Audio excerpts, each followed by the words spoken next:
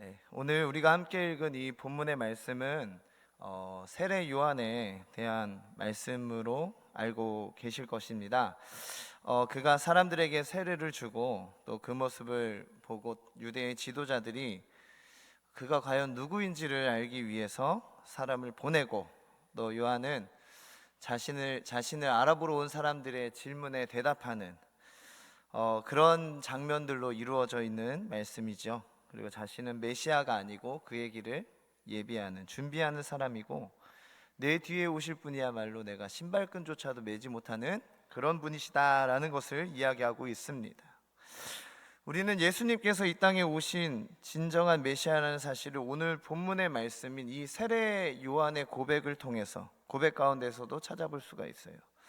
그러니까 이 세례 요한의 이러한 고백들은 예수님께서 메시아라는 사실을 증명하는 증거 중에 하나입니다. 물론 요한의 고백뿐 아니라 다른 성경을 통해서도 우리는 예수님께서 우리의 그리스도이시고 또 구원자라는 사실을 알 수 있죠. 그런데 오늘 여기 요한이 예수님에 대한 이 증거의 말들이 아닌 그가 누구인지 물으러 왔던 이 사람들을 우리가 한번 살펴보려고 합니다. 요한에게 관심을 보이고 또 그가 누구인지를 묻는 이 사람들을 통해서 여러분들 우리의 삶을 다시 한번 되돌아보고 또 함께 은혜를 누리시는 귀한 시간 되시길 주님의 이름으로 소망합니다.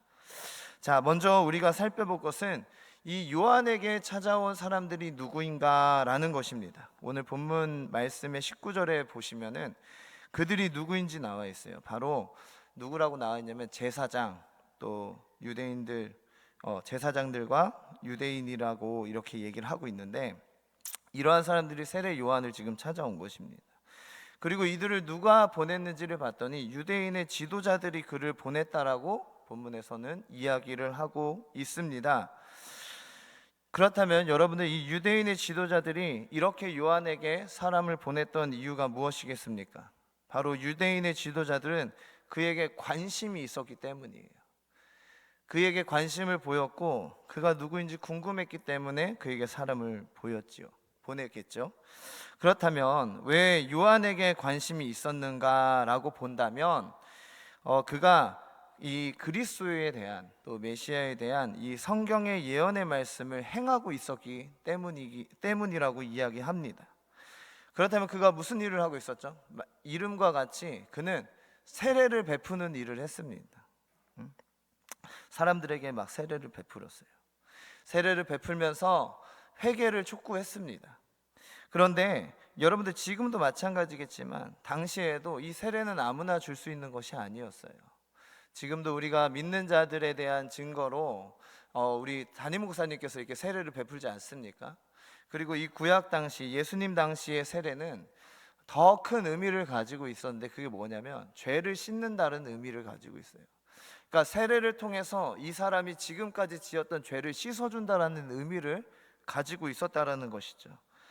이러한 아주 큰 의미를 가지고 있는 세례를 아무나 줄 수 있었겠습니까? 아니죠. 이 세례는 오직 그리스도나 엘리야 같은 그런 선지자들만 세례를 줄 수 있는 것이었어요.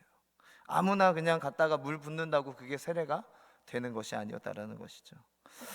이러한 이유 때문에 이 유대인의 지도자들은 이 세례 요한이 과연 누구인가?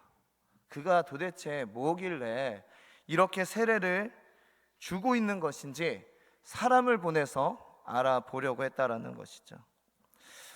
이들의 이렇게 사람을 보내서 너가 정말 메시아냐? 너가 정말 그리스도냐? 아니면 너가 정말 선지자냐? 이렇게 묻는 물음에는 이유가 있었어요. 그가 메시아나 혹은 선지자라면 그를 높이고 그를 따르기 위해서 이러한 질문을 했을까요? 아니에요. 그렇지 않아요. 그가 메시아라고 해서 높이고 그를 따르기 위해서 이렇게 질문을 한 게 아니에요. 알아보려고 했던 게 아닙니다.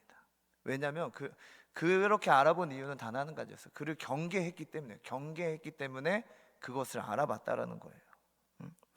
사실 예수님께서 오시기 전에 이 이스라엘은 아주 큰 사건이 하나 있었어요. 일명 마카비 사건이라는 것이 있었는데, 이스라엘에 마카비라는 사람이 나타났습니다. 나타났던 게 아니라 태어났죠. 태어나서 이제 그 사람이 여러 사람들을 같이 모아서 뭐 이제 선동해가지고 당시에 이스라엘을 지배하고 있었던, 통치하고 있었던 그 로마에 대항을 했던 그런 사건이 있었어요. 이 당시에 이스라엘 사람들은 이 마카비가 메시아라고 믿었어요. 아, 진짜 메시아가 왔구나라고 생각을 했습니다. 왜 그렇게 생각을 했겠습니까? 그 이유는 이 이스라엘 민족에게 이 로마의 통치로부터 벗어나는 그 구원을 가져다 줄 것처럼 느꼈기 때문에 그가 메시아라고 생각을 했던 거예요. 이 말이 무슨 말이냐면 그 당시 이스라엘 백성들, 지금도 마찬가지겠지만 그들에게 있어서 이 구원은 지금 우리가 누리는 이 하나님 나라에서의 영원한 생명을 얻는다라는 그런 의미가 아니었어요. 그들이 생각한 구원은 지금도 자신들을 압제하고 있는 이 로마로부터의 해방이라고 그들이 생각을 했단 말이에요. 그래서 사람들을 선동하고 군대를 일으켜서 로마와 맞서 싸우는 그 마카비를 보면서 뭐라고 생각했냐면, 야, 하나님께서 보내신 메시아가 여기 지금 왔다라고 생각을 한 거예요.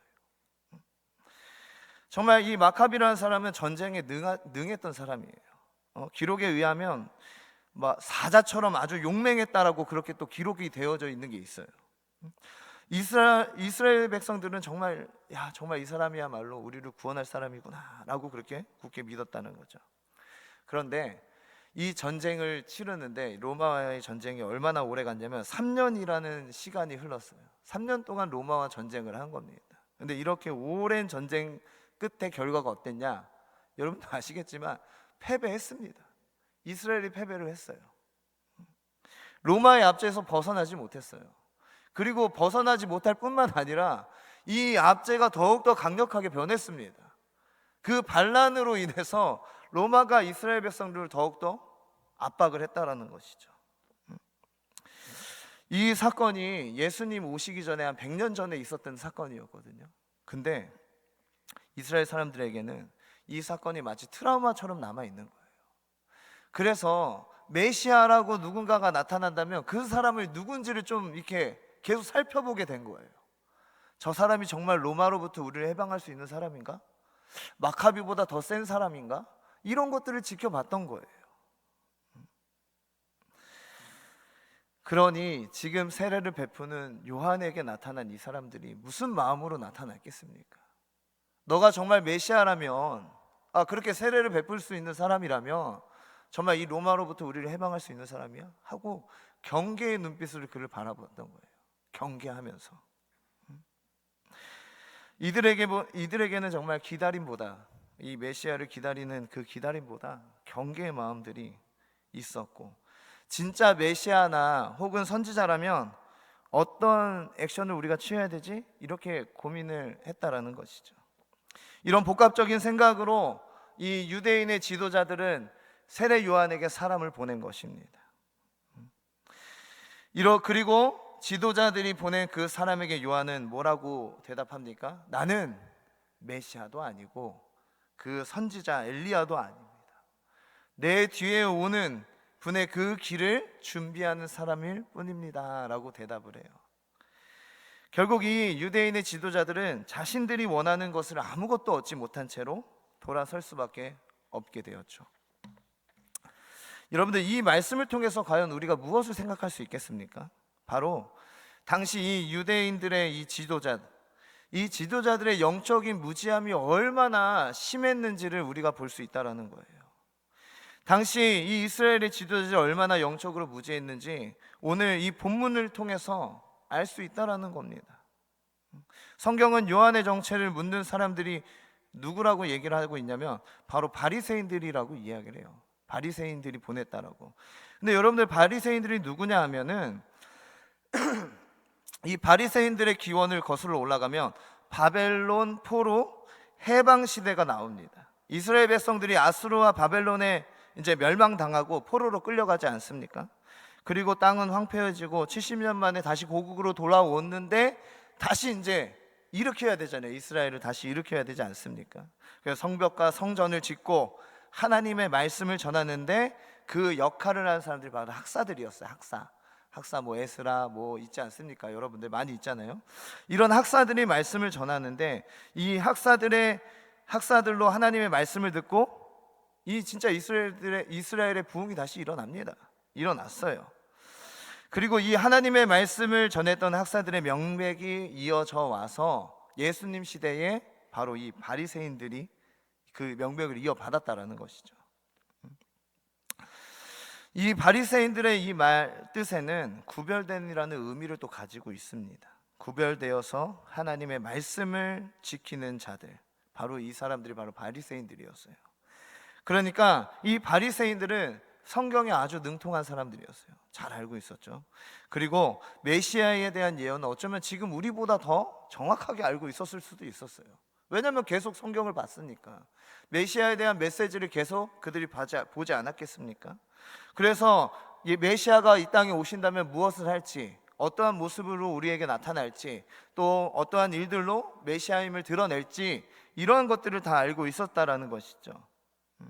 그런데 여러분들 오늘 본문에 나온 이 바리새인들은 어떻습니까? 메시아를 알아봤습니까? 그러지 못했죠. 전혀 못 알아봤어요. 왜 그렇게 못 알아봤겠습니까? 그들의 영적인 눈이 감겨져 있었기 때문이에요. 영안을 뜨지 못했기 때문에 메시아를 정확하게 알아보지 못한 겁니다. 그가 그저 메시아의 길을 예배하는 사람인지 진정한 메시아인지를 판단하지는 못한 거예요. 그래서 사람을 보내가지고 그 경계하는 마음으로 그런 일들을 행한 거 아니겠습니까? 이들이 영적으로 무지했다라는 것은 십자가 사건으로 완벽하게 드러나고 있어요. 결국 메시아로 온 예수님을 어떻게 합니까? 십자가에 못 박히지 않습니까? 근데 이 사건뿐만이 아니에요. 예수님께서 사역하시는 동안에 이들의 행동을 보고 뭐라고 하셨는가 하면 외식하는 자들이라고 그렇게 이야기를 했어요. 그들의 삶은 언제나 말씀대로 행하는 것 같지만 그 속이 전혀 달랐기 때문에 예수님은 그렇게 얘기했다라는 것이죠. 왜 말씀을 지켜야 되는지, 정말 그 말씀을 지키는 그 내 마음 중심에는 뭐가 있어야 되는지를 전혀 알지를 못했다라는 것입니다. 이것이 영적으로 무지한 사람들의 특징이에요. 이렇게 아무런 의미 없이 그저 행동으로만 하나님의 말씀을 지키고 살아간다면 여러분들 그 인생이 얼마나 허무한 인생이 되겠습니까? 결국 영적으로 무지한 사람들의 인생을 보면 그 인생을 파멸로 가져가는데도 그것을 깨닫지 못하는 인생들이 너무나 많다라는 거예요. 죽음 뒤에 오는 영원한 고통을 받는 것을 당면하면서도 계속 그 길로 걸어가는 사람들, 그런 사람들이 영적으로 무지한 사람들 아니겠습니까? 영적인 눈이 감겨져 있는 사람들 아니겠습니까?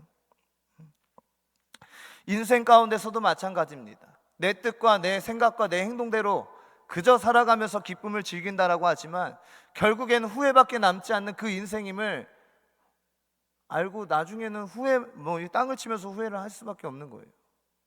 영적으로 무지한 사람들, 영안이 감긴 사람들의 삶의 특징이 바로 그것입니다. 결말에는 언제나 후회밖에 남지 않아요. 인생 가운데도 불평과 불안함이 항상 그 마음속에 자리하고 있습니다. 참된 평안함이 그들에게 없어요. 여러분들, 우리가 정말 이러한 인생을 살아야 되겠습니까? 영적인 눈이 감겨서 항상 불만과 불평을 토해내면서 불안한 마음을 품고서 우리가 그렇게 살아야 되겠습니까? 우리는 이러한 인생을 살지 않기 위해서도 이 영적인 눈을 뜨기 위한 열심히 우리 안에 있어야 된다는 것이에요.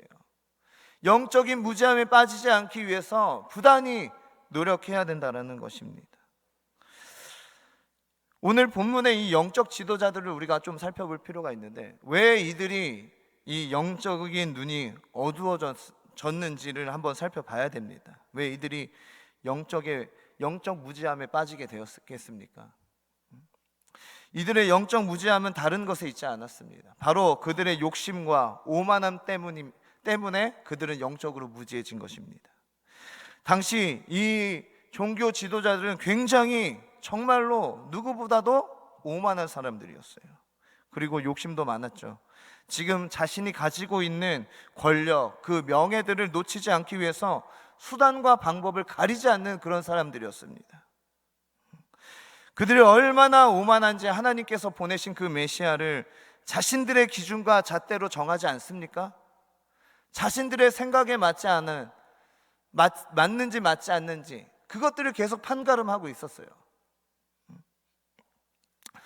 오늘 본문의 요한에게도 사람을 보낸 이유가 바로 그가 메시아인지, 정말 메시아로서의 자격이 되는지를 알아보기 위해서 그렇게 보낸 거 아니겠습니까?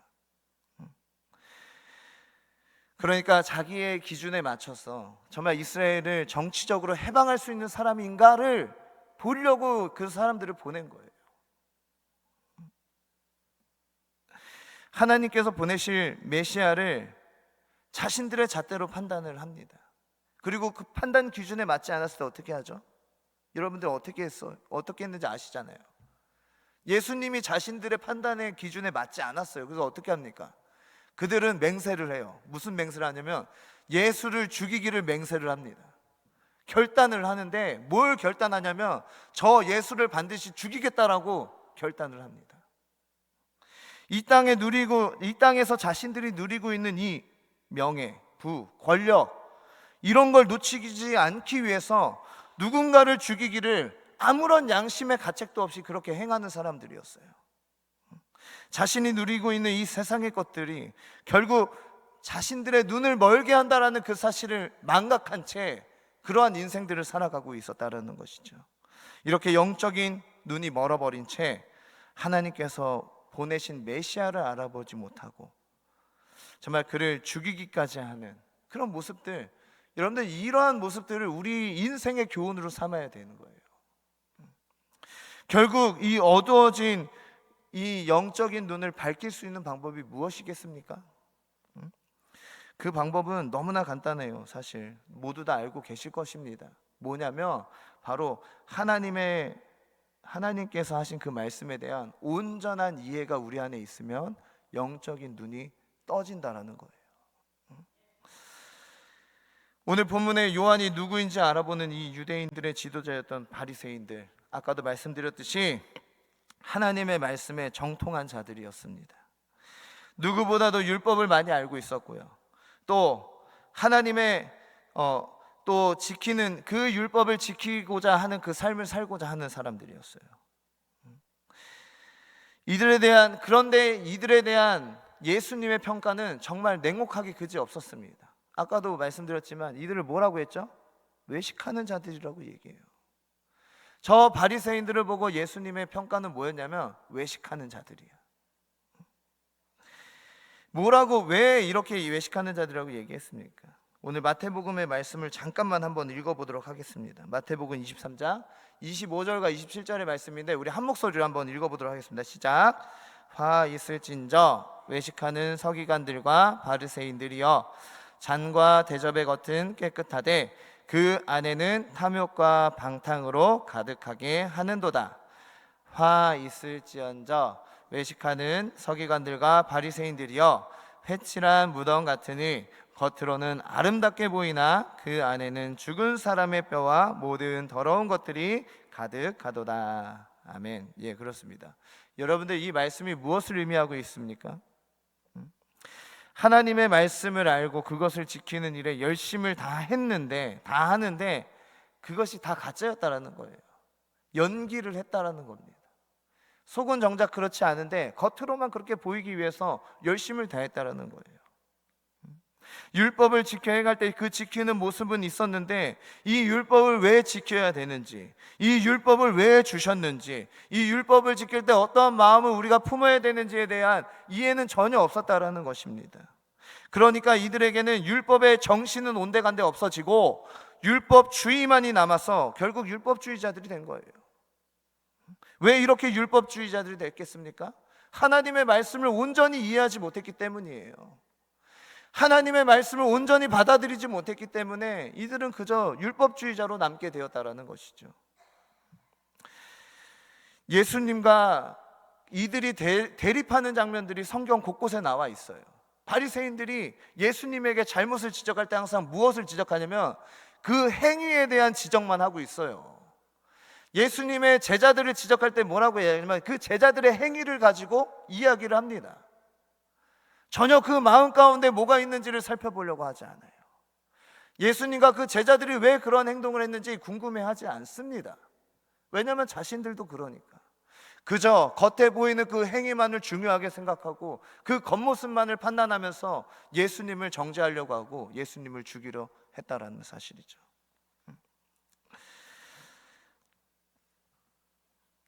이러한 어리석은 모습을 보이지 않기 위해서 여러분들, 우리는 영적인 눈을 멀지 않게 하기 위해 노력해야 된다는 거예요. 우리의 영적인 눈을 뜨게 해야 된다는 것입니다.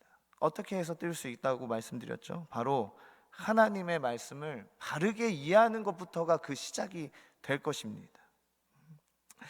오늘 하나님의 말씀을 우리가 온전히 이해하고 배워나갈 때 여러분들, 우리의 영적인 눈은 자연스럽게 떠진다라는 그 사실을 믿으시길 바랍니다. 하나님의 말씀을 온전히 이해할 때 여러분들, 우리는 더 이상 세상의 것에 눈 돌리지 않아요. 그저 현상적인 것에 휩쓸리지 않습니다. 하나님께서 그 마음의 중심을 보신다는 사실을 우리가 알기 때문에 겉에 보이는 것으로 모든 것을 판단하지 않습니다. 그래서 하나님이 주시는 정말 저 영적인 것을 바라보고 그것을 소망하는 삶을 살게 된다는 것이죠. 그렇기 때문에 여러분들, 우리 말씀을 듣는 것에 열심을 다해야 돼요.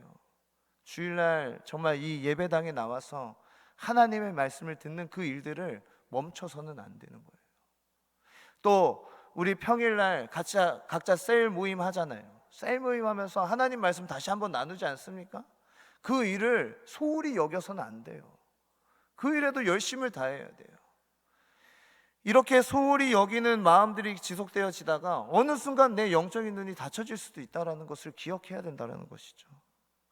왜 우리 신앙의 성도들이 그 전에 주의를 목숨 걸고 지켰잖아요. 왜 그런 일들을 해왔겠습니까?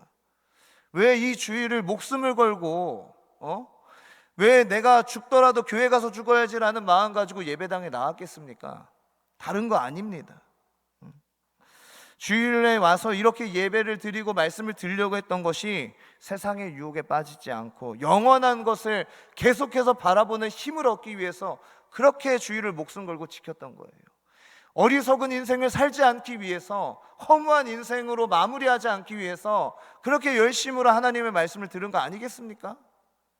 우리도 그러한 마음이 우리 안에 있어야 된다는 거예요. 오늘 여러분들, 이 말씀을 한번 우리 마음속에 깊이 새겨 놓았으면 좋겠습니다. 그리고 이 말씀을 통해서 우리의 삶을 한번 돌아봤으면 좋겠어요.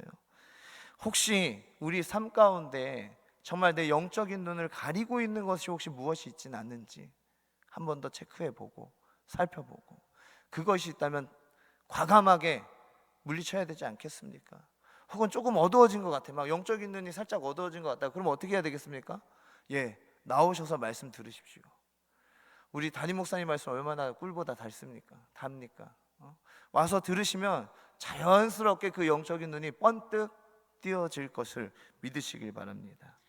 오늘 이 말씀을 마음속에 새기시면서 정말 하나님, 나의 영적인 눈을 정말 이게 밝게 뜨게 해달라고 하나님께 또 간절히 바라시고, 또 그 말씀을 통해서 띄어지는 저와 여러분들이 되시길 주님의 이름으로 소망합니다.